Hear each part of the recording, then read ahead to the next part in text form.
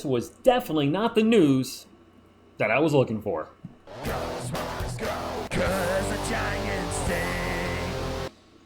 What is up, San Antonio Spurs fans? Welcome to TSR Sports. Woke up this morning and I saw my Spurs news. It looked like this. Now I'm singing the blues. I just winged that. Whatever. Hope you're having a great day. And we had a lot of news yesterday. More news, just Spurs news. Raining left and right.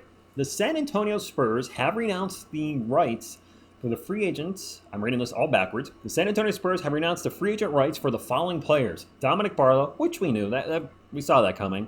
David Duke Jr., Sandro Mamakhelishvili, and Chetty Osman. Wait, there's more. I'm just busting out all the references today. Hope you're getting them. The Spurs have formally announced the addition of Harrison Barnes from the Kings. They also get 2031 Kings first-round pick swap and send Raquan Gray to the Chicago Bulls. A little surprising. Also, the Spurs announced they have waived Charles Bassey, but I'm told they are hopeful they can bring him back. Yeah. We'll talk about that in just a moment. Barlow and Osman are currently unrestricted free agents. The Spurs still own their bird rights. Mamu was a restricted free agent, and David Duke Jr. was on a two-way contract. Charles Bassey was on a non-guaranteed contract. The good news is, it looks like Julian Champagnie, who was also non-guaranteed, is safe, as all moves required to make the Barnes trade happen have been made. Thank goodness, hallelujah, Julian Champagnie is not going anywhere. Okay, actually, I'm happy Champagnie is staying. I know I did not like him as a starter last season. Played a little better at the end of the year. But I think he's a valuable asset off the bench. Young player. He's cheap right now. So that is good news. But I'm just playing it up because, I don't know. I'm just feeling full of fire this morning. None of this means none of these players can't be re-signed. So remember that. They're not necessarily gone. But most of those guys on the thumbnail could be. As noted above, they would reportedly like to re-sign Bassey. The Spurs would still use the room exception worth about $8 million. The second room exception and minimum contract to sign players, which it could use on anyone listed above. I'm not going to get into the new CBA. Let's just not confuse ourselves. What I do want to talk about is the players that are mentioned by Pounding the Rock this morning. Let's start off with Sandro Mamakhelishvili. I hope the Spurs do bring him in. This is the one that shocks me the most. The last 8 games of the season, when Jeremy Sochan was out, he started 5 games, averaged 26 minutes a game with shooting splits of 47, 37, and 76, while averaging 11 points, 10 rebounds, and 2 assists. They're decent stats, actually pretty good, especially when you consider he had 2 absolute duds in there. A 1-for-6 showing versus the 76ers, and even worse versus the Oklahoma City Thunder, when he went 0-for-8 from the field. When we did not play in that Thunder game, that was a rough game. If I remember, we got blown out.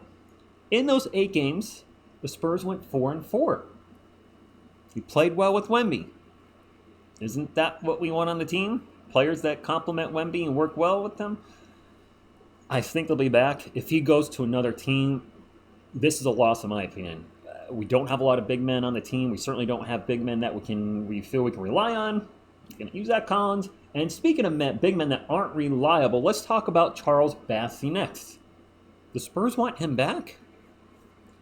I don't quite get that. I like Charles Bassey. He's a good rebounder, and he is a vicious shot blocker. He just doesn't block your shot. He sends it into the atmosphere. I love when he blocks shots. He can't stay healthy. He's coming off back-to-back season-ending injuries to his left knee. A patella fracture a few years ago, and the torn ACL, was it in January of this year? December or January?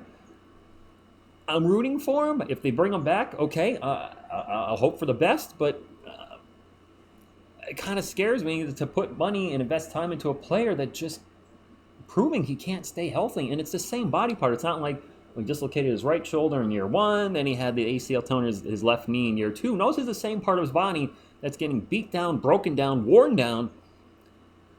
We'll see. We'll see that. As far as Chetty Osman, no surprise, cap casualty. I didn't think he was coming back anyway, so once a Spur, always a Spurs. See you later. Dominic Barlow, we addressed in a previous video. Still a little surprised. Maybe they just didn't feel they liked the fit. I mean, I thought he showed a lot of improvement from year 1 to year 2 with his short jumpers. hit a couple threes here and there, so we'll see, but I wouldn't be shocked if they don't bring him back. And then Raekwon Gray and David Duke Jr. Both are supposed to play in the Summer League. Neither has. Maybe this explains why they haven't. Raekwon Gray going to the Bulls and David Duke just going nowhere. And speaking of our Summer League team, they're awful. They're absolutely awful.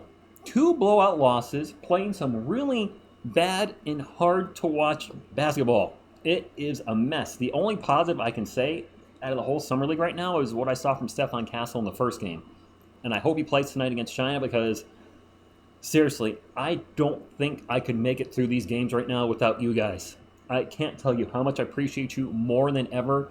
These Summer League games are terrible. They're just this bad.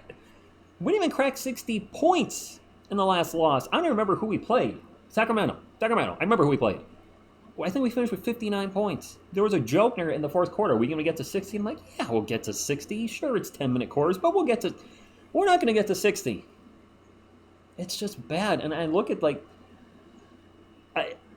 I suppose if you want to give a get-out-of-jail-free card to the coach, the fact that Castle missed the game, Sissoko missed the game and hasn't been the same, and then Gray and Duke, who I assume we're probably going to start or get significant playing time, didn't play and probably aren't. Well, obviously Gray's not going to play, so still we have guys that's chucking shots and it's chucking air balls. Oh my gosh, I can't tell you if you haven't hung out with the live streams for the Spurs Summer League. I don't know how many times I've sat there and said, air ball, not even close, brick. I'm rooting for everybody. And I am having fun saying the Booyah! Booyah got the best name in basketball. But aside from that, yelling Booyah's name and watching Stephon Castle, it's tough. So hopefully they show tonight. And drop a comment down below. Your thoughts on the Summer League play I just mentioned. And then more importantly, your thoughts on all the players we just went over. Is there anybody that surprises you that is on the, hey, somebody else might get them list?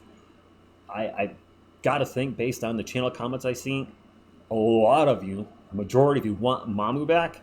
BASSEY seems like it's, think maybe the majority is more leaning towards my way where he's injury prone and it doesn't make sense to bring him back. Nobody's mentioned OSMAN and then the two-way players. It is what it is. So let me know in the comments down below. Hit the thumbs up to help support the channel and subscribe to become part of our awesome San Antonio Spurs community. We'll be live at 8 p.m. Eastern tonight for the Spurs versus China. Please let Castle play. That's all I got. I thank you for watching. And as always, go Spurs go!